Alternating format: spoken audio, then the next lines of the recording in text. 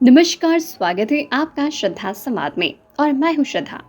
आज हम आपके लिए लेकर आए हैं मोहिनी एकादशी व्रत की कथा। अगर आप भी इस सांसारिक मोहजाल के बंधन से दूर रहना चाहते हैं और भगवान श्री हरि के चरणों में अपना ध्यान लगाना चाहते हैं, तो यह व्रत आपको मोक्ष की ओर ले जाएगा। यह एक ऐसा पावन व्रत है जो हमें मोह माया के बंधनों से मुक्त करता है और जीवन में अनजाने में हुए पापों को नष्ट करता है और एक उचित मार्ग दिखाकर हमारा मार्गदर्शन करता है। तो चलिए आज हम श्रवण करते हैं वैशाख मास के शुक्ल पक्ष की परम फलदायी मोहिनी एकादशी व्रत की कथा। तो बिना देर किए प्रारंभ करते हैं हम आज की मोहिनी एकादशी व्रत कथा। अगर आपने अभी तक आपका अपना चैनल श्रद्धा संवाद सब्सक्राइब नहीं किया है तो कृपया कर लीजिए, ताकि ऐसे ही ज्ञानवर्धक वीडियो आप तक पहुंचती रहे। कथा को प्रारंभ करते हुए धर्मराज युधिष्ठिर के पूछने पर भगवान श्री कृष्ण ने बताया कि यह व्रत इतना महिमामय है कि इसका पालन स्वयं मर्यादा पुरुषोत्तम भगवान श्री राम ने भी गुरु वशिष्ठ के आदेश पर किया था। इस कथा को मात्र सुनने से ही मनुष्य को मोहिनी एकादशी की व्रत का आधा फल प्राप्त हो जाता है। कथा को प्रारंभ करते हुए भगवान कहते हैं कि सरस्वती नदी के तट पर भद्रावती नाम का एक अत्यंत सुंदर और समृद्ध नगर था। वहां पर द्रुतिमान नामक एक राजा न्यायपूर्वक शासन करते थे। उसी नगर में धनपाल नाम के एक अत्यंत ही प्रतिष्ठित और विष्णु भक्त व्यवसायी रहते थे। धनपाल जी अत्यंत ही परोपकारी थे और उन्होंने राहगीरों के लिए भोजनालय, कुएं, सरोवर, धर्मशालाएं बनवाई थी। वे बहुत ही दान पुण्य करते थे, वृक्षारोपण करते थे और सत्कार्यों में लीन रहते थे। धनपाल के 5 पुत्र थे। उनके पहले 4 पुत्र सुमना, सद्बुद्धि, मेधावी और सुकृति अपने पिता के समान ही धार्मिक और संस्कारी थे, परंतु उनका सबसे छोटा पुत्र धृष्ट बुद्धि अपने नाम के अनुसार ही अत्यंत ही दुराचारी और चंचल स्वभाव का था।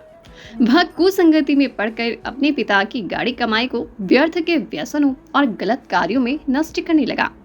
जब धनपाल ने देखा कि उनका पुत्र बार बार समझाने के बाद भी नहीं सुधर रहा है, तब वो दुखी होकर उन्होंने उसे घर से निकाल दिया।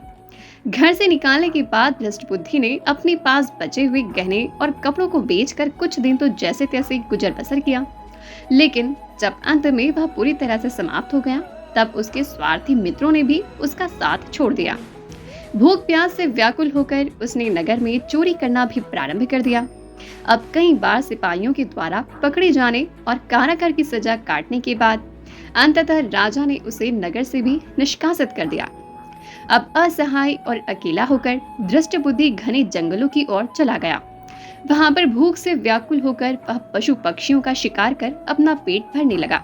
अब वह बुरी तरह से अधर्म के मार्ग पर चल पड़ा था, लेकिन एक दिन अपने पूर्व जन्म के कुछ छिपे हुए पुण्यों के कारण वह भटकते हुए कौंडिन्य ऋषि के आश्रम जा पहुंचा। तब वैशाख का महीना था और ऋषि कौंडिन्य गंगा स्नान कर आश्रम लौट रहे थे। जैसे ही ऋषि आश्रम पहुंचे, उनके भीगे हुए वस्त्रों की पावन बूंदें धृष्ट बुद्धि के शरीर पर पड़ी। पवित्र गंगा जल की उन बूंदों के स्पर्श मात्र से धृष्ट बुद्धि के भीतर की नकारात्मकता दूर हो गई और उसे सद्बुद्धि प्राप्त हुई। वह तुरंत ऋषि के चरणों में गिर पड़ा और करुणा भाव से विनती की, हे ऋषिवर, मैंने जीवन भर केवल पाप कर्म किए हैं। मुझे अपनी गलतियों की सजा भी मिली, पर शांति नहीं मिली। कृपया मुझे इन घोर पापों के बोझ से निकल दे और प्रायश्चित करने का कोई मार्ग बताएं।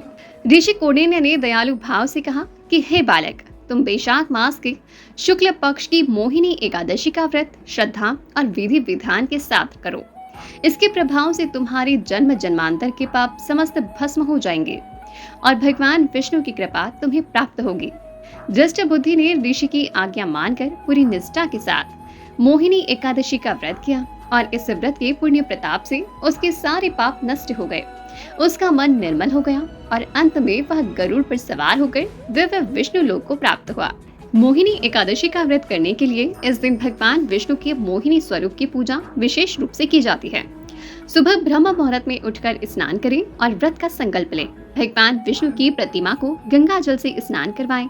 उन्हें पीले वस्त्र, चंदन, अक्षत और सबसे महत्वपूर्ण तुलसी दल अर्पित करें।